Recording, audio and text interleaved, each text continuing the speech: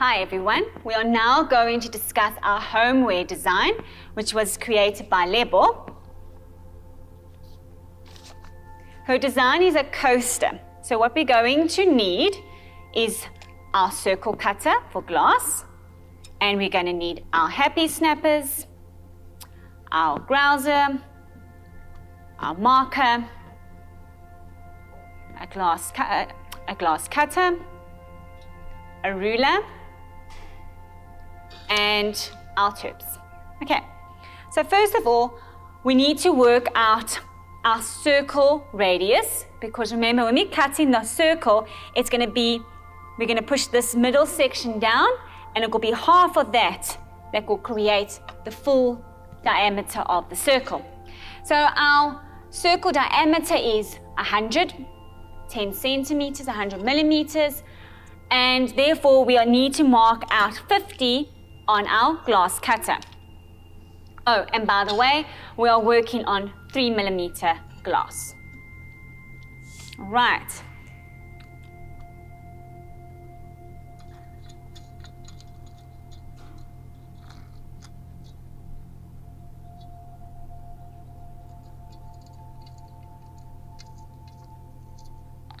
Okay, it's very important when we're working with a glass cutter to make sure when we've marked it out that we've tightly secured our measurement so it does not move around. We don't need that anymore. We're going to need our glass. Okay, so before creating this is like a little suction pad that when you apply it onto the glass, it sticks to the glass so it won't move. So before I cut, I want to ensure that I have enough space right around for my circle. Okay, so I'm happy with that. And you take the top little section here, which pushes down, and then that creates a suction. So that cannot be removed from the glass now. We're going to use tubes, and I'm just going to stick my finger in, and I want to rub it just where the line is where we're going to cut the glass. And I'm going to glide that around. And you can actually see, if one comes close up, you can actually see the line where the glass tubes has made a lubrication line. Once you see that, and you can also hear by the sound, you then hold onto your glass and you apply with one pressure pushing down. You make one circle motion, and as soon as you hear it going back on its side, it makes a terrible like little grating sound. One stops applying pressure. Okay, you place down, you cut it right round. And there we go. You hear that sound? You know that's your stopping point. I release the suction pad, remove it. Now our glass circle is currently stuck inside the glass sheet. One cannot push it out. You almost need to create a release around the circle to remove the glass circle. But what I'm going to do, because I want to save this piece of glass, I can use it for something else. I'm just going to cut a line here, so I can place that aside so it doesn't become a waste. Glass cut into tubes. We have our glass circle that's been scored with our glass cutter. This is the side I have just scored, and I'm going to turn it around to create a release line right around. This is important because when I create other release lines around it, you don't want that line to be able to run through the glass as previously stated. So I'll explain it as I go. So I always like to use the back of the glass cutter. It's got a nice heavy part, and I normally place it in the direction of the circle. You'll see now what I mean. So you tap.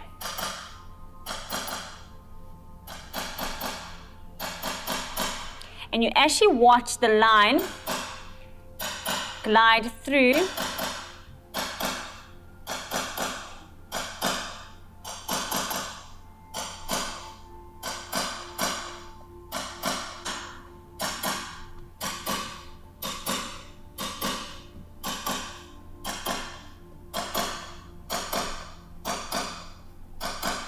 So what it's actually done, it's made a break line, and you actually see it it makes like a little reflection shiny area around. So your glass circle is actually broken away from the other glass, but we still can't push it through because it's kind of stuck in the glass. You need to make release lines, and then you're going to remove that, and then eventually your circle will come out. You can also just ensure that your circle, so strong I actually break the glass, is broken through. Okay, so that line's not going to bother us at all. I'm going to create little release lines. I'm not touching the actual circle. I'm a few little millimeters away from the circle.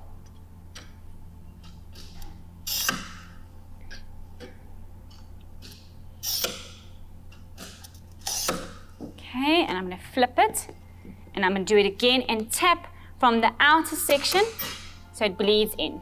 And you remove. There we go. And your circle is being released. Just be careful, it has quite sharp edges at the moment. We call those suicide edges. So please be careful when touching the sides of your glass. You're going to take that onto the linisher machine just now in the cult shop to remove that very sharp razor edge.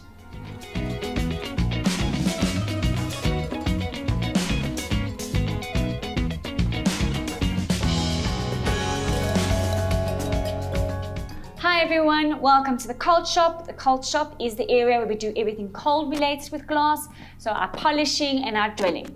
Okay, what's very important is that we have spectacles for any sharp glass obstacles or shards coming out at us, so it's very important to put that on. Okay, and what's also very important is our earplugs to protect our ears from the loud noises. This is our linisher machine. And we have, this is our on button, the green one, and then the red one is our off button. At the back here is the lever for the water. What's important is we need to remember that when we polish with glass, that we need water, as the glass needs to be cooled down, otherwise it heats up and it has a very good chance of cracking. I'm going to demonstrate the polishing of this piece, and I'm going to create it into a round circle.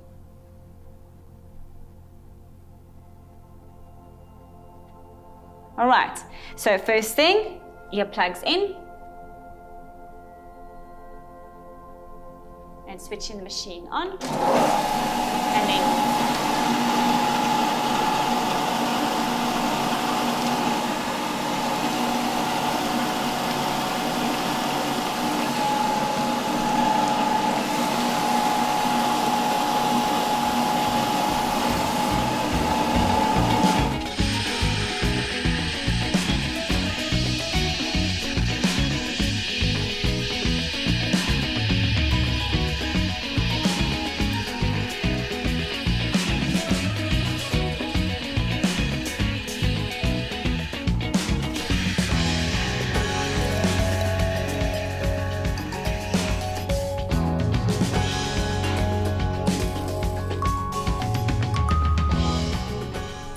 when polishing, you always make sure that you are above the sanding belt, okay? And you never apply a lot of pressure because that would just break the belt.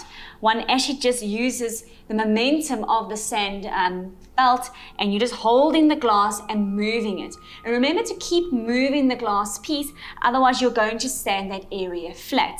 What you could see from the video, from what I did as well, you polish one side at an angle and you'll turn it around to another 45-degree angle and you'll polish the other side. And you'll keep continuing on the linisher machine until you get your desired shape that you want for your design.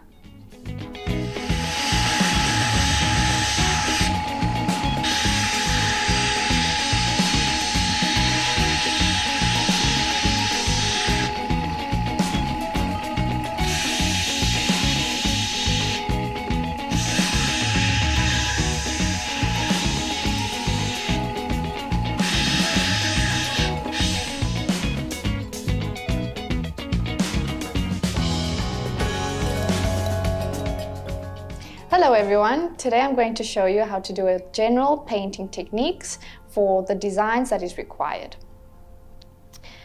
The first thing I'm going to show you is a little sample piece of glass. We're going to do all the wet and dry applications on this piece of glass just to show you the general applications. First of all, PPE. It's very important to wear your gloves. We must wear gloves because the chemicals in the paint are quite poisonous. It contains lead, and if you're pregnant, I would suggest not to work with these paints at all.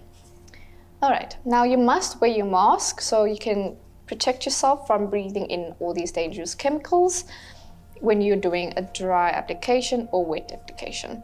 And it's also very important to work in a well-ventilated area.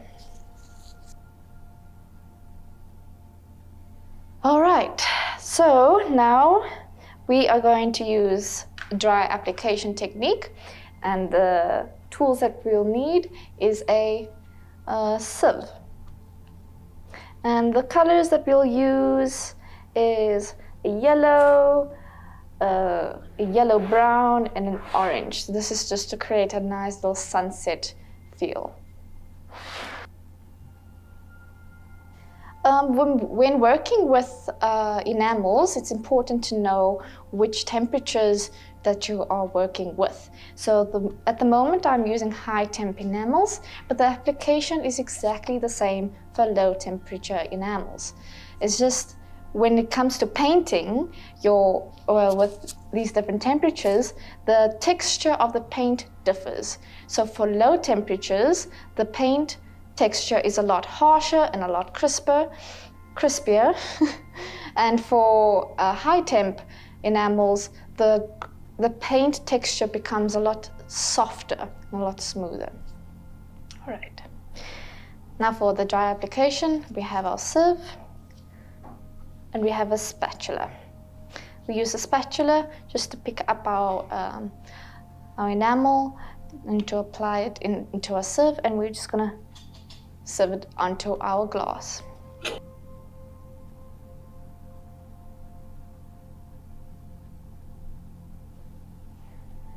Alright, it's also important to work on a clean surface or on top of a piece of paper so you don't mess, and all that excess can just fall onto the paper.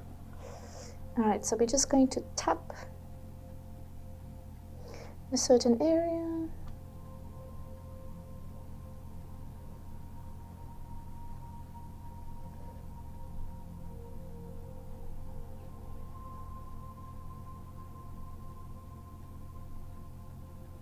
And just repeat this process. Just to make sure you get an even coating. The tricky parts are on the edges, because we tend to think that they are all coated, but they're actually not. And we just repeat the same process with the other colors.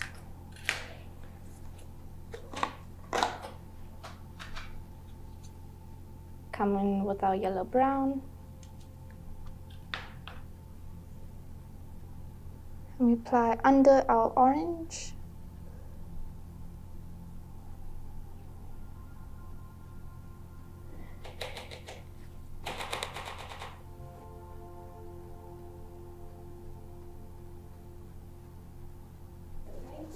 You can overlap the colors slightly, and that's just how we get that that blend of colors that the sunset has.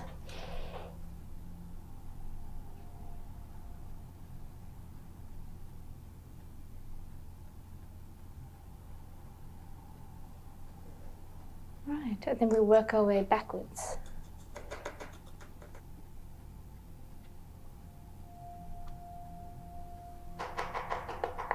And that is our sunset dry application. You can use the sieving technique in various ways. You can also create a stencil for yourself with different designs, different patterns. You place it on your glass and you just sieve on that stencil.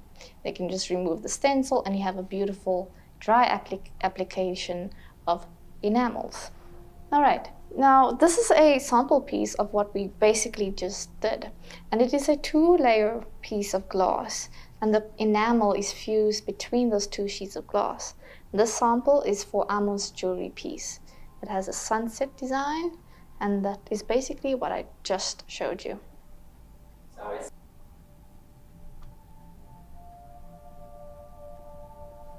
It's also very important to remember that high temp enamels can be fused between two sheets of glass, and it can be applied on the surface of the glass. However, low temp enamels can only be applied on the top layer of glass and not between, because that requires to go to a higher temperature. Okay, now that we've done our dry application, I'm going to show you how to do a wet application. The tools that we'll need is our spatula, so you make sure that's clean. Always have some paper, just to always keep your tools clean. Here are our brushes, our enamel paint, which is a high temperature of black, and our painting medium, and our water.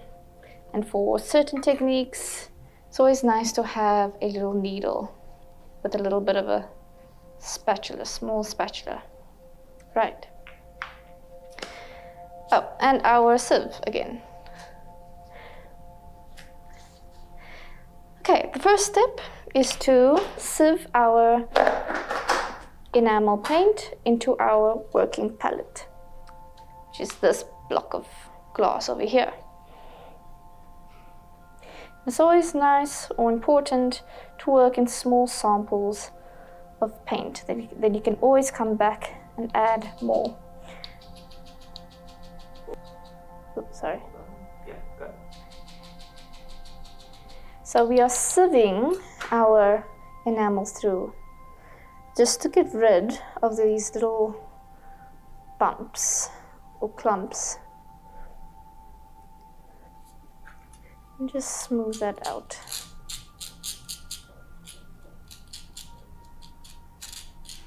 All right. Then we just create a little hole in the middle.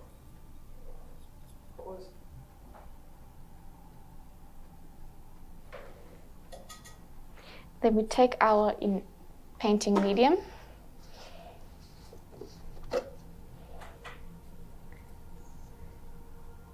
The painting medium helps the enamel to stick to the glass.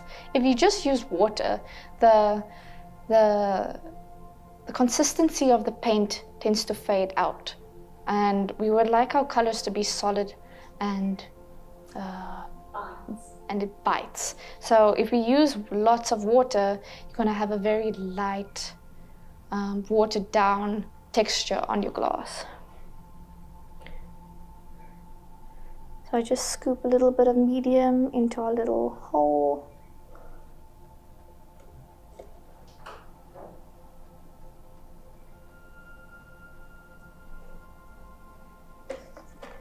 Then we're just going to grind and smooth that out, mix it through.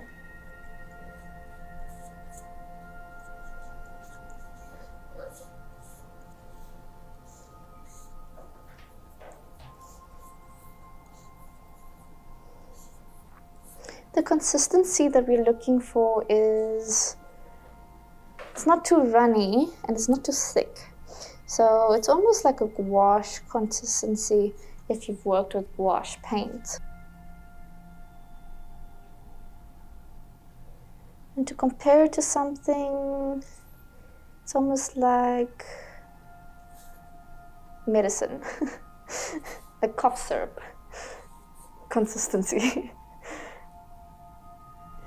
All right, this painting technique on how to do a wet application is exactly the same for all paints. So that's your high and low temps.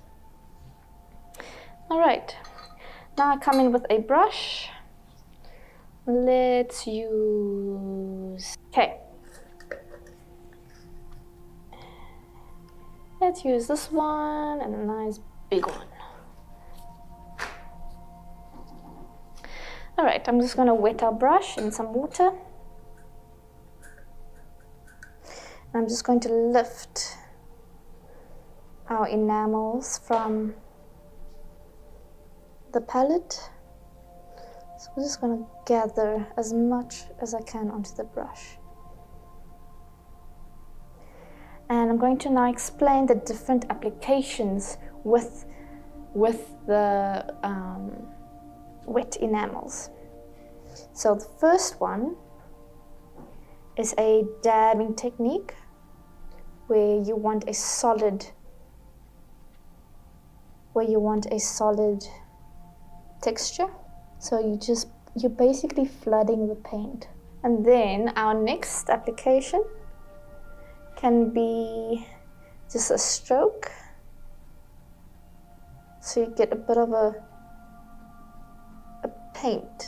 brush texture.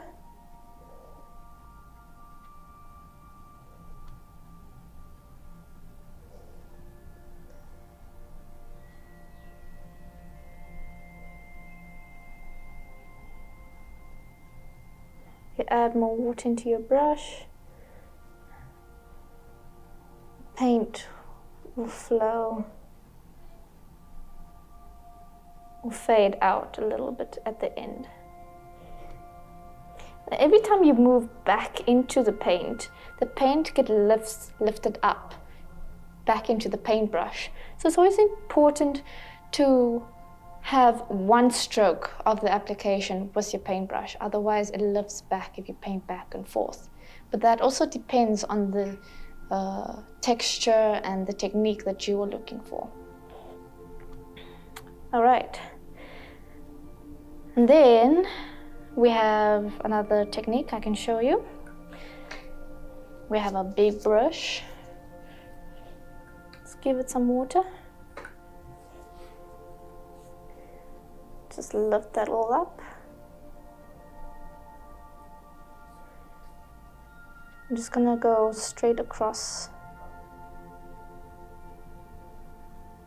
just so that you can see the texture of the paintbrush. When you lift the glass up, you can start to see the texture from the paintbrush. So you have the one application where you're dabbing and letting the paint flood. Then you have the other technique where you can just brush it through.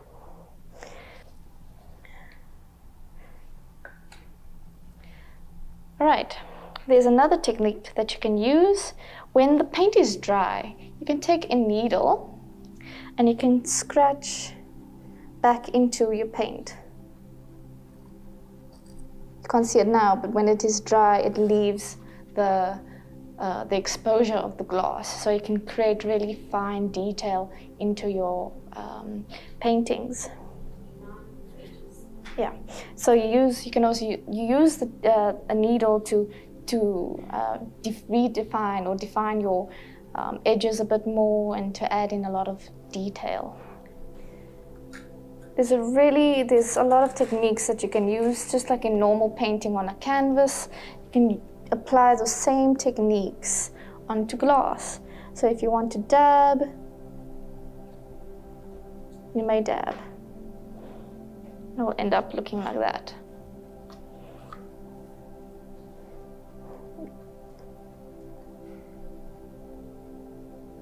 It all depends on you.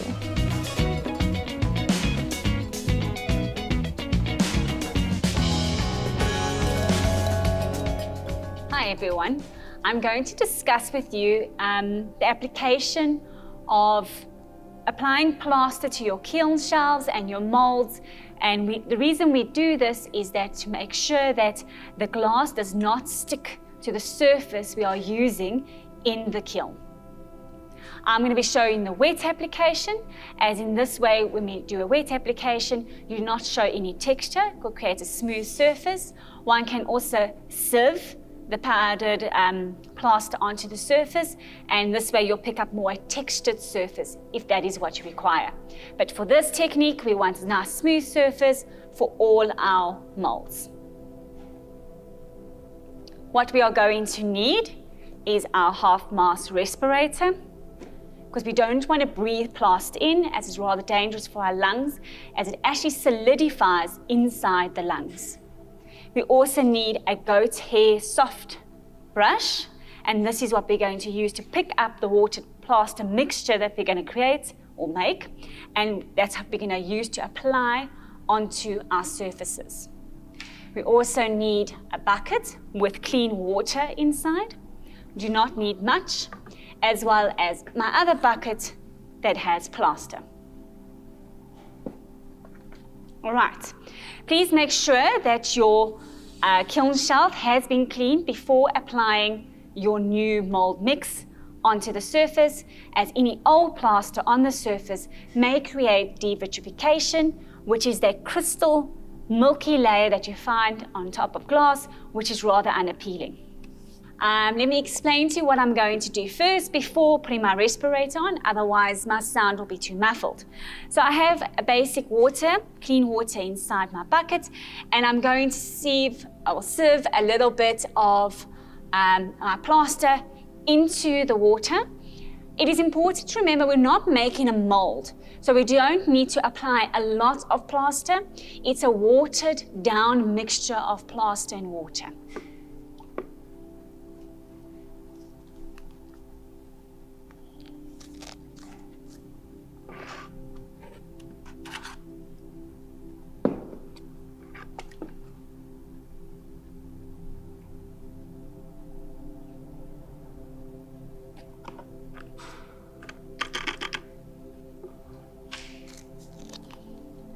Okay, I can take my respirator off because all the dust is gone.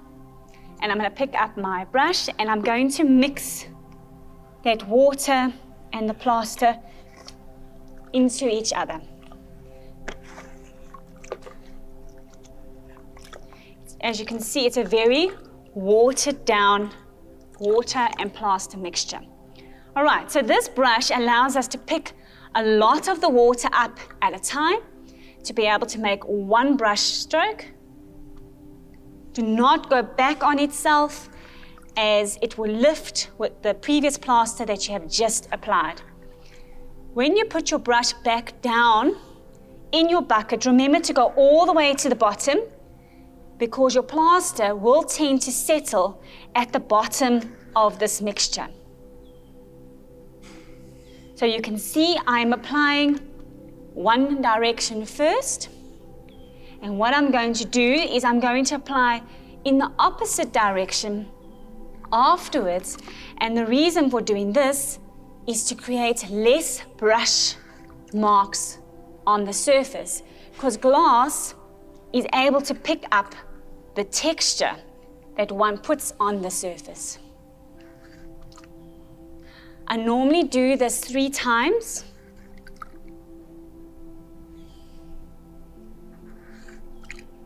And it's a good idea to do this the day before, because you want the kiln shelf to be completely dry before putting your glass on top of this kiln shelf.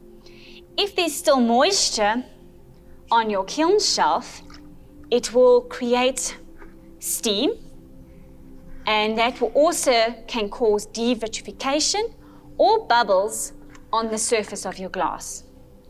As you can see, I'm going back to put my 3rd layer in. And this will be my last layer for this kiln shelf. When this plaster and water has dried on the kiln shelf, it actually creates a white powdery coat on the surface. All right, I still have enough water in my mix, so I'm going to use that now quickly to also apply it to my molds.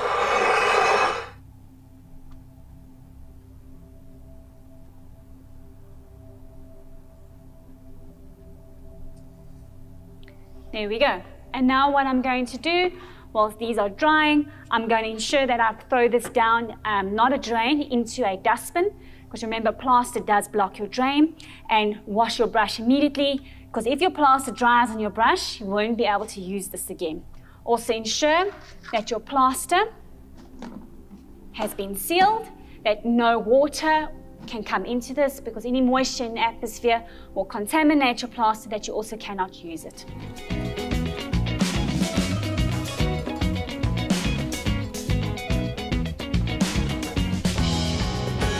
Hi everyone, I'm going to explain to you now the importance of prepping your kiln. One needs to ensure that the kiln is completely clean by vacuuming the inside as well as going lightly over the elements to ensure that no dust or leftover plaster is sitting on the kiln elements or on the kiln bricks, as this dust can create devitrification again in our glass. So with glass, it's always important to make sure that the area is completely clean before putting our kiln shelf in and our glass in and switching the kiln program on.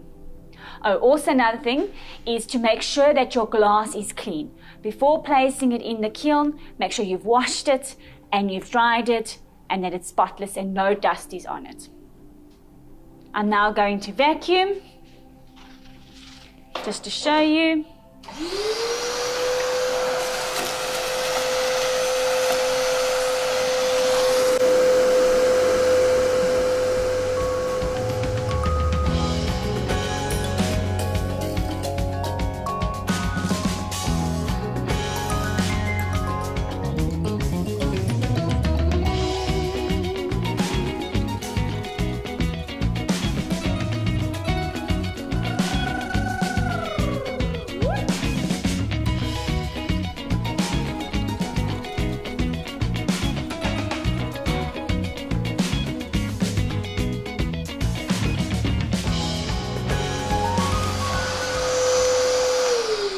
Alright, now our kiln has been vacuumed and ready for firing.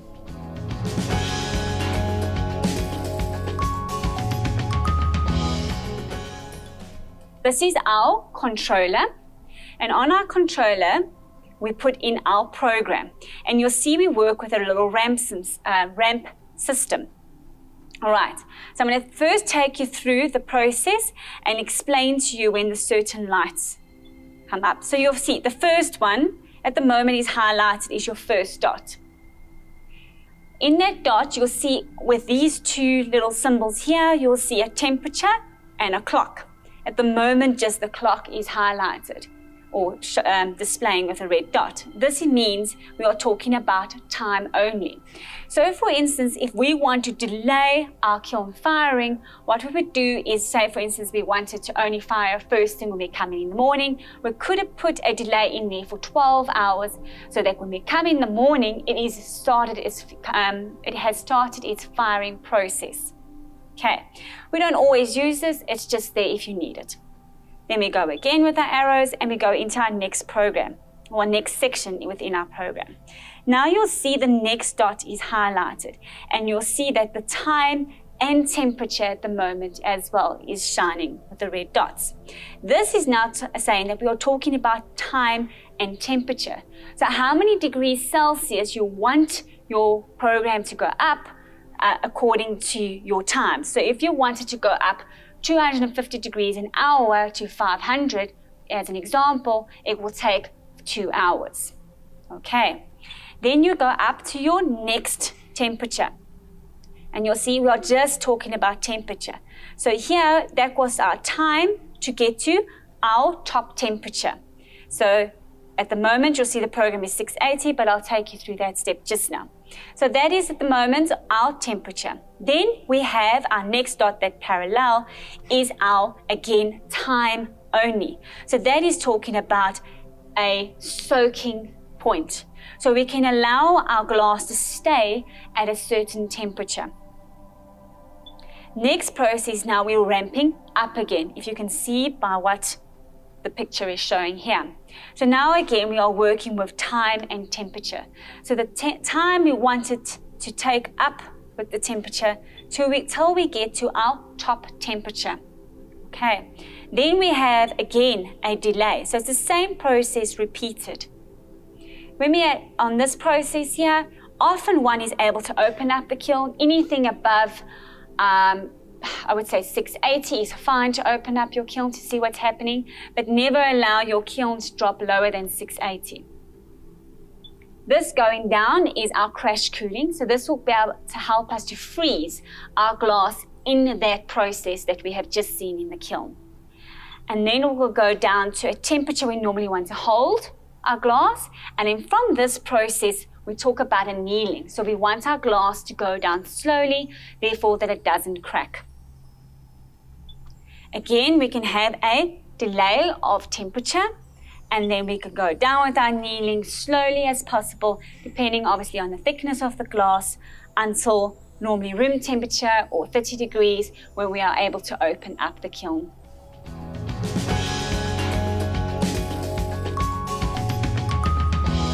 We're now going to discuss the low temp enamel firing. This temperature ranges between about 540 to 580, so just keep in mind to always do test pieces beforehand to make sure you found your desired firing top temperature point before starting your final piece. My top temperature with this will go up to 580. First, our delay. We do not need a delay, so we're going to pass that section, and we're going to take our glass up 200 degrees an hour, up to 300. And why 300 is because I'm actually going to pass the section. I'll explain that now. So once I get to 300, I'm actually going to put in no delay here. So it's actually going to go through 300, past that, and it's going to go up exactly the same temperature again. Let me just double check. Yes, I'm going to bring it up then 250 degrees, so slightly faster, up to my top temperature, which is going to be 580. Okay, so I didn't take my time at 300 because I don't need a delay there. Our glass is at quite a critical point. It's got a lot of tension there, so we're rather going to pass through, and we're going to keep ramping up, but at a slightly faster degree temperature, up to 580. And then we're going to hold it there for 15 minutes to ensure that our glass powder enamel paint has made proper contact with our glass surface and has they don't fuse together because it's not high enough temperature, but has melted on top of the glass and has made permanent contact. We are then going to, now we're not going to crash cool with this process, reason being because we're already at 580. So what we're going to do is we're going to say full, but we're going to cheat the system by confusing it and saying we're going back to 580. So we initially actually just staying exactly the same temperature where we were. And because of that, we there don't need to hold our process there because we're already at 580 and we held it at the top for 15 degrees. So what we're basically already doing here, we are starting the annealing process, 15 minutes at the top temperature. And therefore we are going to slowly process, we are actually annealing already from the top because we have skipped that middle section there. And then we are going to put in our annealing, which I like to work with is normally 100 degrees an hour until 30 degrees, and we're allowed to open at room temperature depending on our outer environment.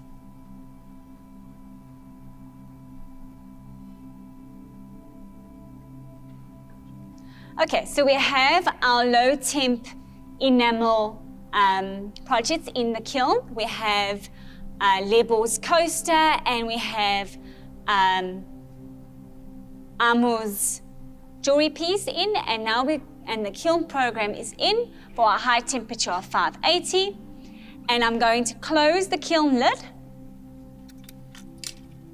We're going to leave the kiln open just slightly for 100 degree, until 100 degrees, and I'm going to push start. So when the kiln reaches 100, I will then close the lid fully. The reason for this is that if there is any moisture inside the kiln, that is able to escape.